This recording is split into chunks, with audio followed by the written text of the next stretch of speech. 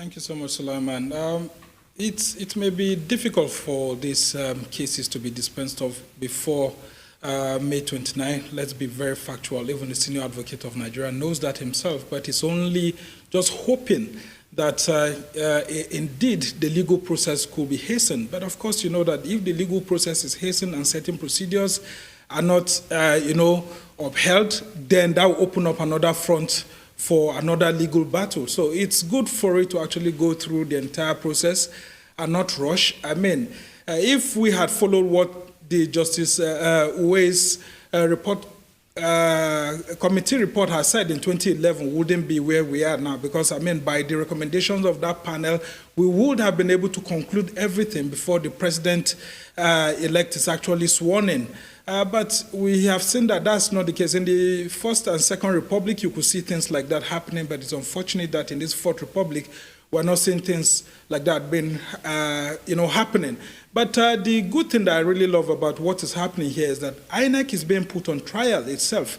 And that's why I think the petition by the Labour Party deserves some commendation, because they simply transferred the onus on INEC to prove to Nigerians that it conducted this election in accordance with its guiding law, which is the Electoral Act 2022, and then, of course, its guidelines. And so it's left for INEC to prove to Nigerians, including through their server, and then, of course, you have the portal which they had put in place, IREV, for the viewing of results, to prove to us that they follow their own guidelines. And if they do that, you see that the Amazon Web Service that actually hosts the cloud services of INEC is being put into public glare right now. INEC will have to tell us through the Amazon Web Service, if they are subpoenaed, as to how exactly these results were uploaded, why we had delays. And INEC is saying that it's going to be bringing two witnesses from its IT department to talk to us as to why there were results delay here and there. Well, all of this will provide clarity. And if they do not know how to provide answers to these questions, of course, technology, there are trails. And of course, some of these petitioners will follow through the trails, and then, of course, it will be difficult for INEC to be able to uphold its integrity. But I can tell you that that petition by the Labour Party deserves a lot of commendation. And then, of course, that of Atiku Abubakar, too, that said that some of the results ought to have been declared inconclusive in certain parts of the country.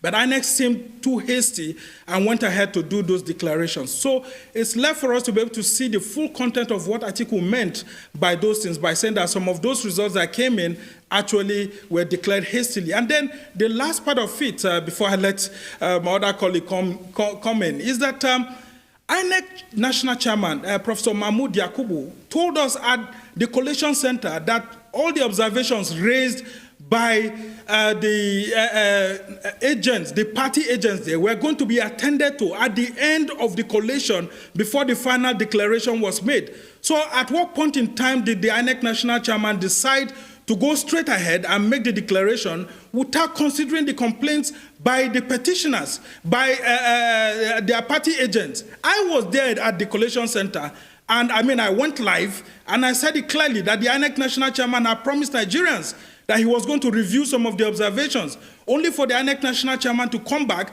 and announce the results.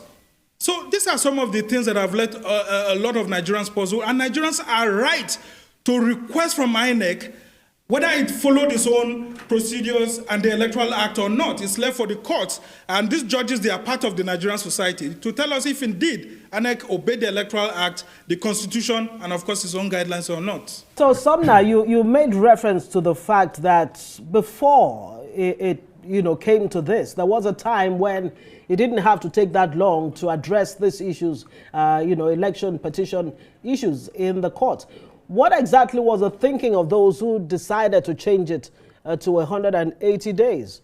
What were the factors that may have led to that?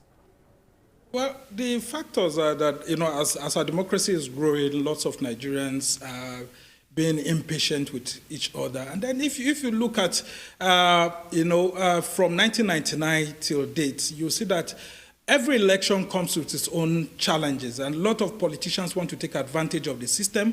Political parties that do not prepare properly for elections want to use the courts to gain power.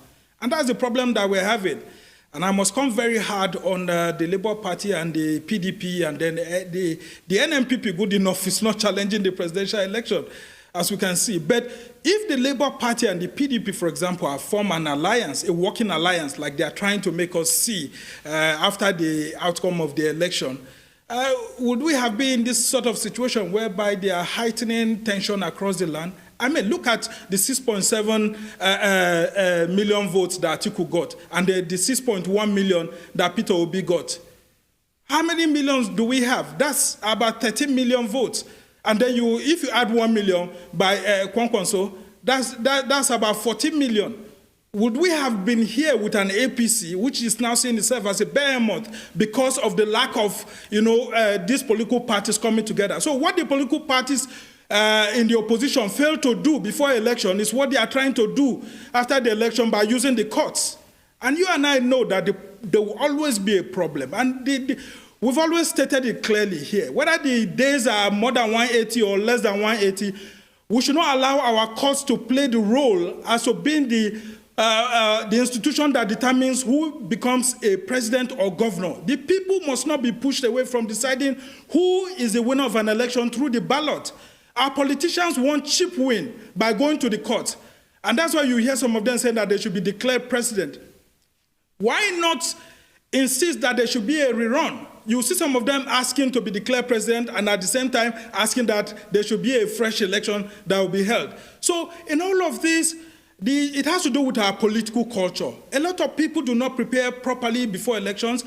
You can see the post-election crisis that we are having in the management of political parties, how it's affecting everyone. Now, the political parties are going through the court system to see how they will circumvent it through technicalities and all of that to get a victory. But the people must be the ultimate deciders. And that's why I stated earlier that even the judges that are going to be sitting on these election petition tribunals, they are part of the Nigerian society. And as former President Goodluck Jonathan had won, the final decider of an election must be the people through the ballot, not the courts. So the judges should not allow these politicians and political parties, presidential candidates or governorship candidates, to go through the court and get victory. Instead, they should allow the people to be the ultimate decider. And as such, when we are going to go into another constitution review exercise in the 10th National Assembly, we should be very careful to look at the time frame by which we give. Because even if you give 365 days, I can tell you that the politicians will still not find it as enough time. Our democracy is growing, but the democratic culture must change. People must learn to form alliances so that they do not overheat the polity. All right.